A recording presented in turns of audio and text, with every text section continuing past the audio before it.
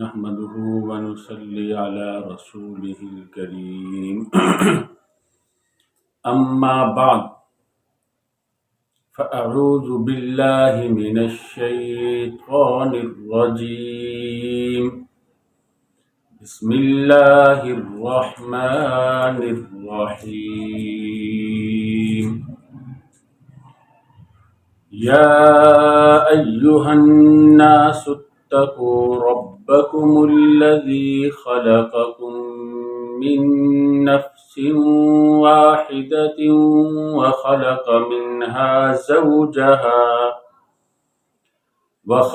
منها زوجها وبث منهما رجالا كثيرا ونساء واتقوا الله الذي تساءلون به والأرحام إن الله كان عليكم رقيبا صدق الله العظيم۔ سورۃ النساء یہ مدنی صورت ہے، اس کے اندر 24 رکوع ہیں اور اس کی آیت مبارکہ 176 ہیں۔ اللہ رب العزت نے اس صورت کے شروع میں فرما دیا یا ایھا الناس اتقوا ربکم، اے لوگو اپنے رب سے ڈرو، اس لیے کہ تقوی وہ چیز ہے اگر انسان کے اندر پیدا ہو جائے تو مشکل سے مشکل اعمال، مشکل سے مشکل احکامات انسان پر آسان ہو جاتے ہیں۔ اس صورت کے اندر چونکہ جہاد کا بھی ذکر ہے، اس صورت کے اندر نماز کا بھی ذکر ہے، پاکی کا بھی ذکر ہے، بہت سے احکامات ایسے ہیں جو طبیعت کے اوپر شاق گزرتے ہیں، ان کو آسان کرنے کے لیے اللہ رب العزت نے تقوی پیدا کرنے کی ترغیب بھی دی ہے اور حکم بھی دیا ہے کہ تقوی پیدا کرو اپنے اندر۔ جب تقوی پیدا ہو جائے گا تو یہ سارے کام آسان ہو جائیں گے۔ اور اس آیت مبارکہ میں اللہ رب العزت نے اور اس کے بعد بھی اللہ رب العزت نے اولاد پر، اسی طرح رشتہ داروں کے ساتھ صلہ رحمی کا حکم دیا ہے، یتیموں کے بارے میں تاکید کی ہے۔ تو یہ ساری چیزیں تب ہی انسان ان کے اوپر صحیح طریقے پر پورا اتر سکتا ہے جب انسان کے اندر تقوی ہو، اس لیے تقوی سے اس صورت کو شروع کیا۔ چنانچہ اللہ رب العزت فرماتے ہیں، ترجمہ دیکھیے ساتھ ساتھ مزید وضاحت کرتا چلا جاؤں گا انشاءاللہ۔ فرماتے ہیں یا ایھا الناس اتقوا ربکم، اے لوگو اپنے رب سے ڈرو، الذی خلقکم من نفس واحدہ، جس نے تمہیں ایک نفس سے پیدا کیا، ایک جان سے پیدا کیا۔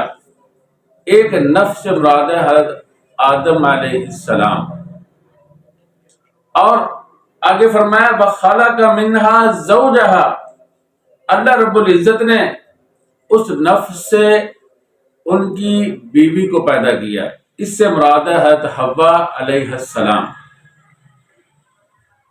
وَبَثَّ مِنْهُمَا رِجَالًا كَثِيرًا وَنِسَاءً، اور اللہ رب العزت نے ان دونوں سے بہت سے مرد اور عورتیں پیدا کی۔ رجالن کے ساتھ کثیرہ کا وصف ذکر کیا ہے، اور یہ وصف جو ہے عورتوں کے اندر بھی ملحوظ ہے۔ جب مردوں کی کثرت ہے تو حکمت کا تقاضا یہ ہے کہ عورتیں زیادہ ہونی چاہیے، اسی لیے تو ایک مرد 4 عورتوں سے شادی کر سکتا ہے۔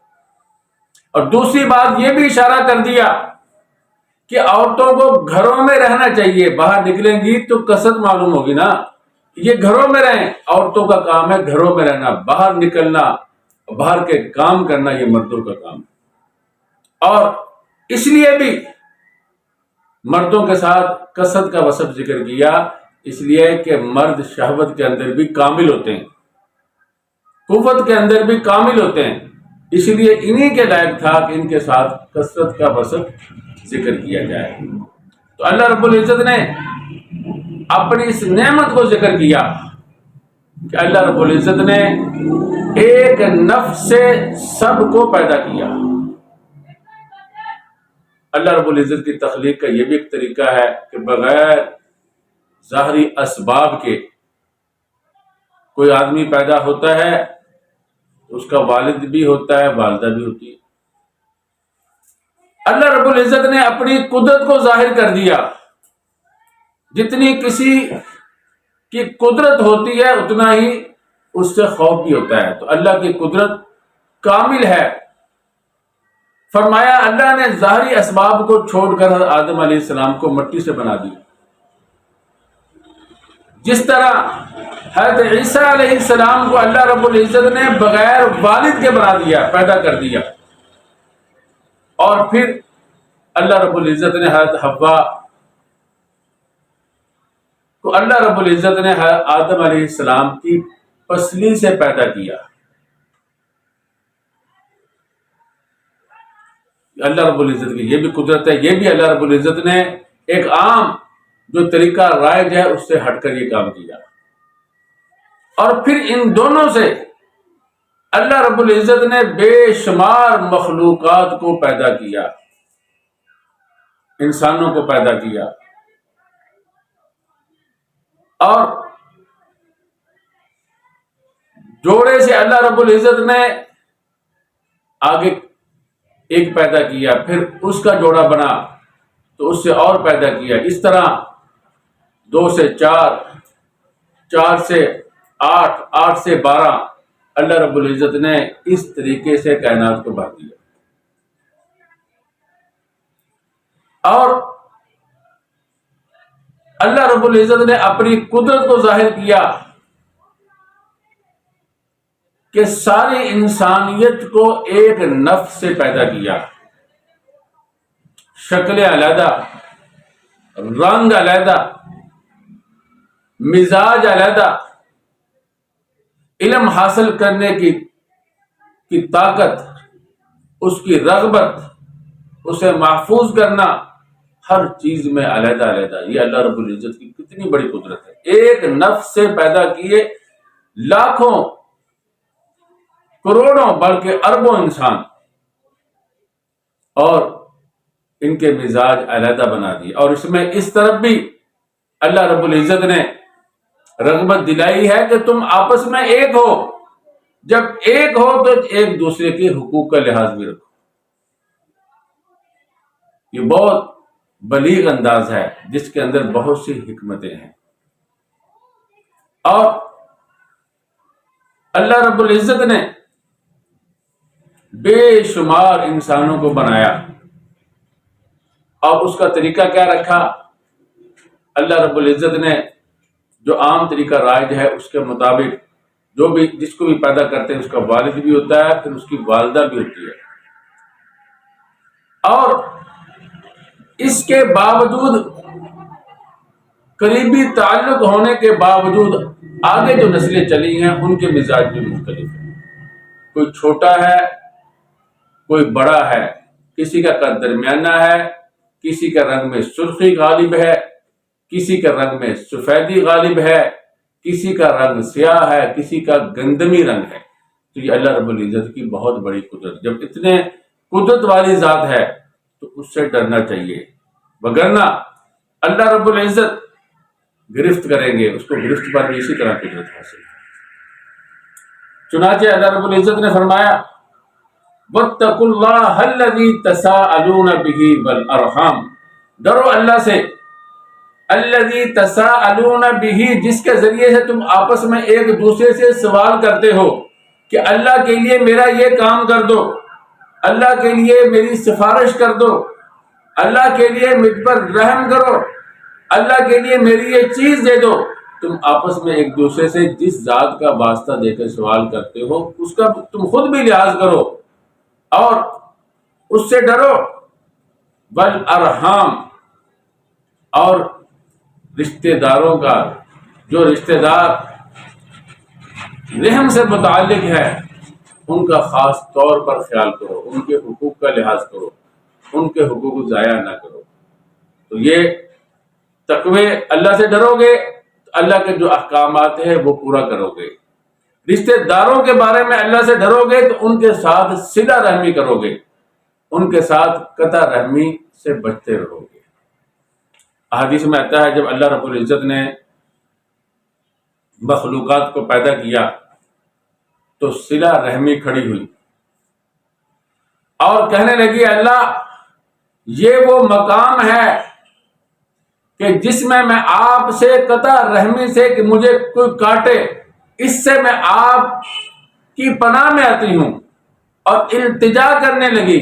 اللہ رب العزت نے کہا ٹھہر جاؤ، تمہیں التجا کرنے کی ضرورت نہیں، میں تمہیں اس سے امن دوں گا.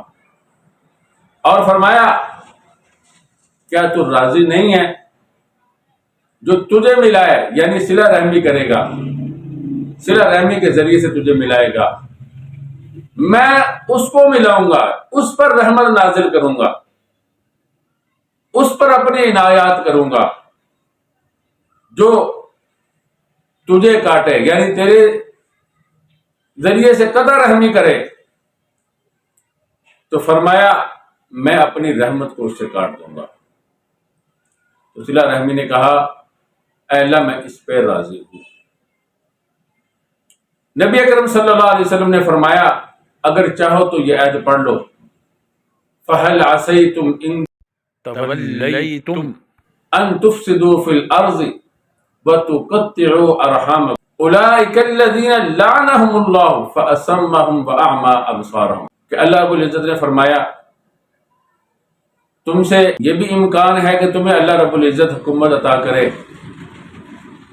تو تم زمین کے اندر فساد برپا کرو گے اور قطع رحمی کرو گے. آگے فرمایا یہی وہ لوگ ہیں جن پر اللہ نے لعنت نازل کی. تو یعنی قطع رحمی کرنے پر اللہ کی لعنت نازل ہوتی ہے، اللہ کی رحمت سے دوری ہوتی ہے. اتنا بڑا یہ جرم ہے. ایک حدیث میں ہے قطع رحمی کرنے والا جنت میں داخل نہیں ہوگا. ایک حدیث میں ہے اللہ کے نبی صلی اللہ علیہ وسلم نے فرمایا جس کا دل چاہتا ہے کہ اس کا رزق وسیع ہو جائے، اس میں وسعت ہو، جس کا دل چاہتا ہے کہ اس کی عمر لمبی ہو، اس کو چاہیے کہ وہ صلہ رحمی کرے. اور ایک حدیث میں نبی اکرم صلی اللہ علیہ وسلم نے فرمایا کہ قطع رحمی یہ ایسی برائی ہے، یہ ایسی چیز ہے، اس سے اس کا عذاب، اس کی وجہ سے اللہ کی ناراضگی، اس کے اثرات دنیاوی زندگی میں ہی ظاہر ہو جاتے ہیں. یعنی یہ وہ برائی ہے، وہ مصیبت ہے کہ اللہ رب العزت آخرت میں جو اس کے اوپر گرفت کریں گے وہ تو گرفت ہوگی، دنیا کے اندر بھی اس کا عذاب نازل ہو جاتا ہے. ایک آدمی رسول اللہ صلی اللہ علیہ وسلم کے پاس آیا اور کہنے لگا اے اللہ کے نبی صلی اللہ علیہ وسلم میرے رشتہ دار ہیں، میں ان کے ساتھ صلہ رحمی کرتا ہوں، وہ میرے ساتھ قطع رحمی کرتے ہیں، میں ان کے ساتھ اچھا سلوک کرتا ہوں، وہ میرے ساتھ برا سلوک کرتے ہیں، میں ان کے ساتھ تحمل والا، بردباری والا معاملہ ان کے ساتھ کرتا ہوں، وہ میرے ساتھ جہالت والا معاملہ کرتے ہیں. آپ صلی اللہ علیہ وسلم نے فرمایا اگر یہ بات سچ ہے تو آپ گرم راکھ اس کے منہ میں ڈال رہے ہو، یعنی آپ ان کے ساتھ صلہ رحمی کرتے ہو، آپ ان کے ساتھ نرمی والا معاملہ کرتے ہو، حسن سلوک والا معاملہ کرتے ہو، یہ ان کے لیے جہنم کا سبب بن رہا ہے.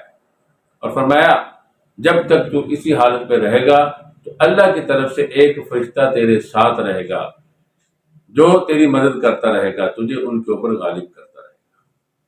تو صلہ رحمی کا بڑا اجر ہے، بڑا ثواب ہے، اور یہ واجب ہے۔ بہت سی احادیث کے اندر نبی اکرم صلی اللہ علیہ وسلم نے اس کی تاکید فرمائی۔ یعنی وہ رشتہ دار، صلہ رحمی کے اندر وہ رشتہ دار بالخصوص جن کا والد کے ساتھ تعلق ہے یا والدہ کے ساتھ تعلق ہے، یعنی والد کا والد، دادا، پردادا اور ان کی اولادیں، چچے اور پھوپھیاں، وہ بھی اس میں آتے ہیں۔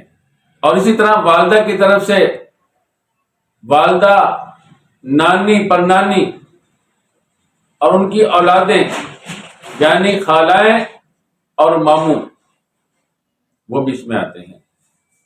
تو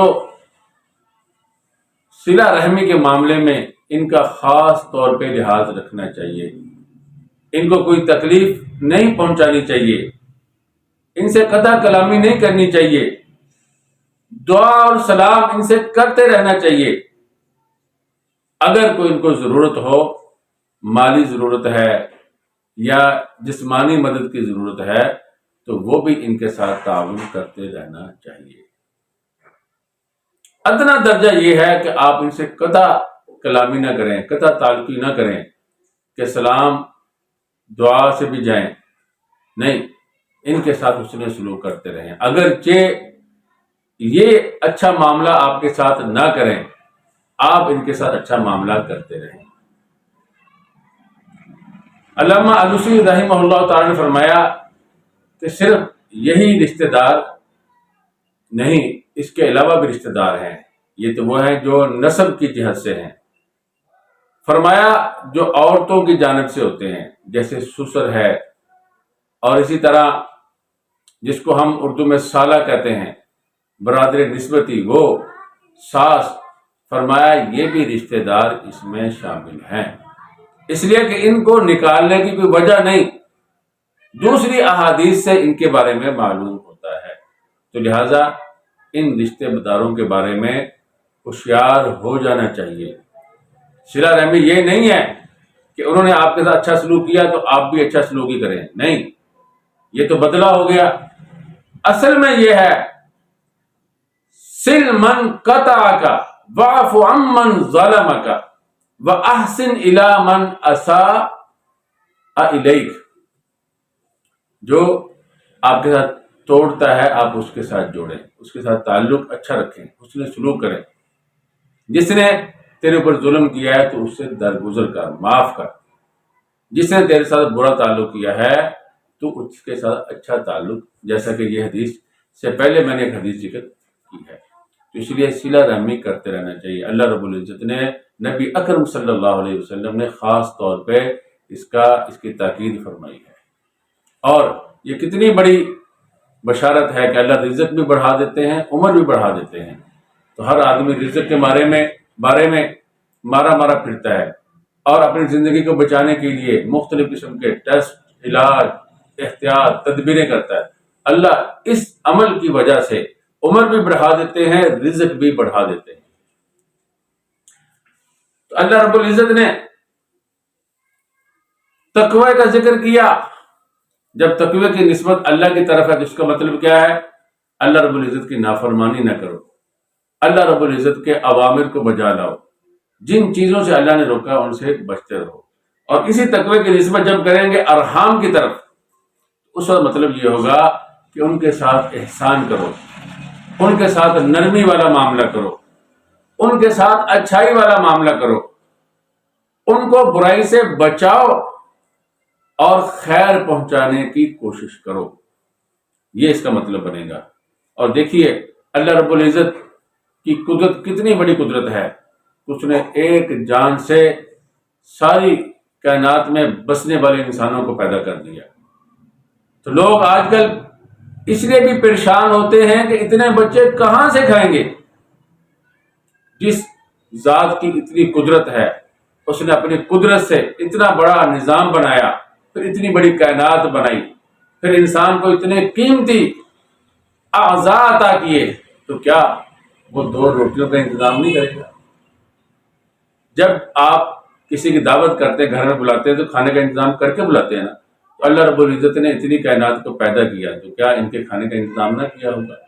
تو یہ بیوقوفی اور حماقت ہے اس طرح کی باتیں سوچنا کہ بچے کم پیدا کرو، اور یوں سمجھنا کہ بچوں کی کثرت سے رزق کم ہو جائے گا۔ نہیں، اللہ رب العزت بچوں کو بھی رزق دیتا ہے، تمہیں بھی اللہ رب العزت رزق عطا کرے گا۔ تو یہ جو منصوبہ بندی والے ہیں، یہ ہوش کے ناخن لیں، اس طرح کی باتیں نہ سوچیں۔ اللہ رب العزت نے تمہیں سر کتنا قیمتی دیا ہے، جگر کتنا قیمتی دیا ہے، دل کتنا قیمتی دیا ہے، گردے کتنے قیمتی ہیں ایک انسان کے، کتنا بڑا نظام ہے کہ اللہ رب العزت نے ساری کائنات کو انسان میں جمع کر دیا، اس کے نمونے انسان میں اکٹھے کر دیے، تو کیا وہ 2 روٹیاں نہیں دے گا اس کو؟ اس لیے ایسے خیالات نہیں اپنے اندر آنے دینے چاہیے۔